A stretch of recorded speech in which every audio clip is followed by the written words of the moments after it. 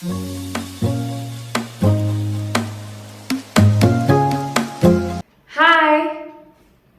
Hi hello नमस्कार. मी नेहा कुलकर्णी. माझ्या German connect या यूट्यूब चॅनलवरती तुमच्या सगळ्यांचं पुन्हा एकदा स्वागत आहे. आपण लास्ट एपिसोडमध्ये मोडाल वर्बन बघितले होते, म्हणजेच मोडाल ऑक्झिलरी.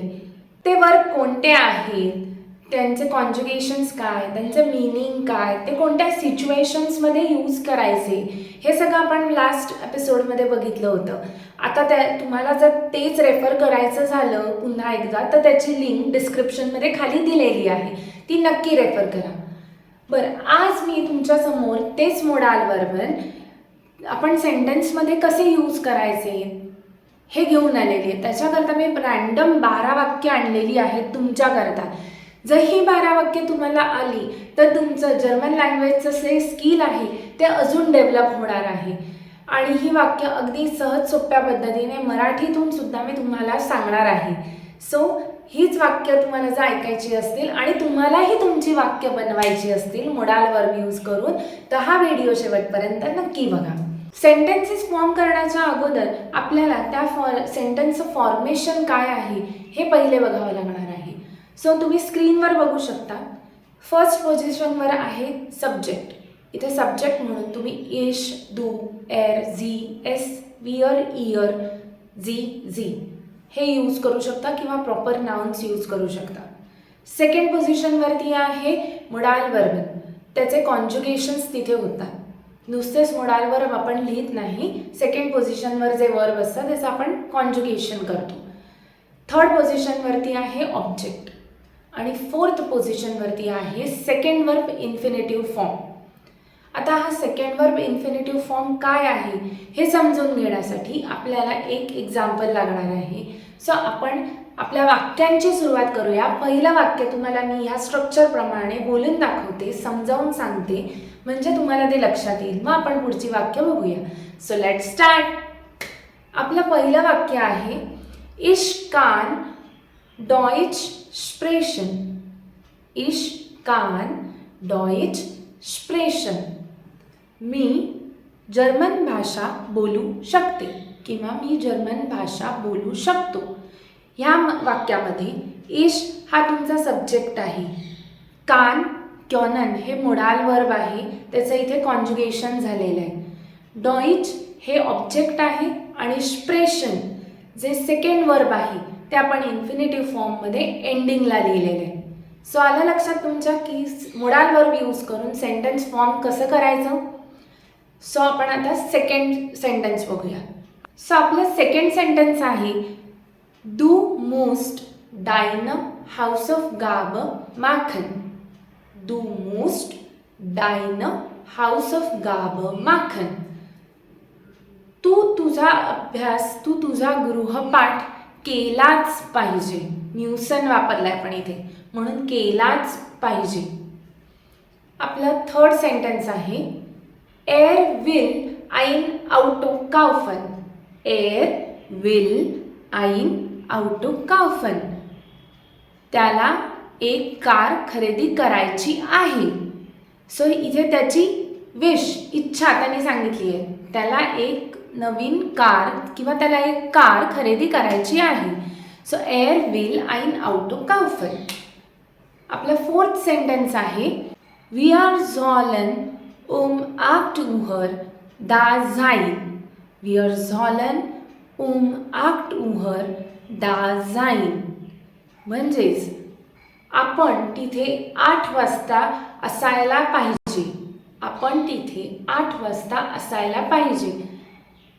इथे झॉलन हे मोडाल वर्ब यूज केलेलं आहे.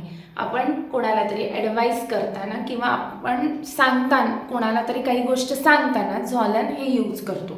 सो इथे झॉलनचा उपयोग केलेला आहे. फिफ्थ सेंटेन्स आहे इश म्योस्ट आइन आईस एसन. इश म्योस्ट आइन आईस एसन. मला एक आईस्क्रीम खायचं आहे. मला एक आईस्क्रीम खाण्याची इच्छा झाली आहे किंवा खावंसं वाटतंय. सो ह्याच्याकरता आपण म्योस्टनचा यूज केला. म्योस्टन मीन्स वुड लाईक टू.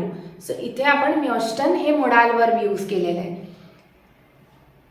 आपला 6 सेंटेन्स आहे, दू डार्स निश्ट so laut sein. Du darfst nicht so laut sein. म्हणजे तुला इथे खूप मोठ्याने बोलण्यासाठी परवानगी नाही आहे. तुला इथे खूप मोठ्याने बोलण्याची परवानगी नाही आहे. इथे ड्युरफनचा आपण यूज केलेला आहे. ड्युरफन हे परवानगी देण्यासाठी, परमिशन देण्यासाठी आपण यूज करतो. नेक्स्ट पुढचं आपलं 7वं वाक्य आहे, Sie muss ihre Prüfung vorbereiten. Sie muss ihre Prüfung vorbereiten. ती तिच्या एक्झाम करता, तिच्या परीक्षेकरता प्रिपरेशन करणं गरजेचं आहे किंवा तिने तिच्या एक्झाम करता प्रिपरेशन करायलाच पाहिजे. करायलाच म्हटल्यानंतर आपण तिथे म्यूसन यूज केलेलं आहे. हे मोडाल वर्ब इथे यूज झालेलं आहे. सो पुढचं वाक्य आहे, wir können ins Kino gehen. wir können ins Kino gehen. आपण मूवी थिएटरमध्ये जाऊ शकतो. आपण मूवी थिएटरला जाऊ शकतो. नेक्स्ट वाक्य आहे, ich will nicht zu spät kommen. ich will nicht zu spät kommen. मला तिकडे अजिबात उशिरा यायचं नाहीये. सो ही माझी इच्छा, माझी विश मी व्यक्त केली आहे. सो वुलन आपण यूज केलेलं आहे. 10वं वाक्य आहे, er soll seine Medizin nehmen. er soll seine Medizin nehmen. त्यांनी त्याचे मेडिसिन घेतले पाहिजे. अगेन आपण ॲडवाईस दिलाय. आपलं 11th सेंटेन्स आहे, Du kannst dein Zimmer aufräumen. Du kannst dein Zimmer aufräumen. तू तुझी खोली, तू तुझे रूम आवरू शकतोस. सो आपलं 12वं वाक्य आहे, ihr mögt Tennis spielen. ihr mögt Tennis spielen. तुम्हाला सगळ्यांना टेनिस खेळायला आवडतं. सो ही झाली आपली 12 वाक्य. आता तुम्हालाही जर मोडाल वर्ब समजले असतील आणि तुम्हाला काही याच्यामध्ये क्वेरी असेल किंवा काही विचारायचं असेल तर तुम्ही कमेंटमध्ये नक्कीच मला विचारू शकता किंवा तुम्हीही हे मोडाल वर्ब यूज करून तुमचे सेंटेन्सेस ट्राय करू शकता आणि मला कमेंटमध्ये ते नक्की सांगा. अशाच नवनवीन गोष्टी शिकण्यासाठी, एक्साइटिंग गोष्टी तुमच्यासमोर घेऊन येण्यासाठी माझ्या चॅनलला लाईक करा, सबस्क्राईब करा आणि शेअर करा. थँक्यू.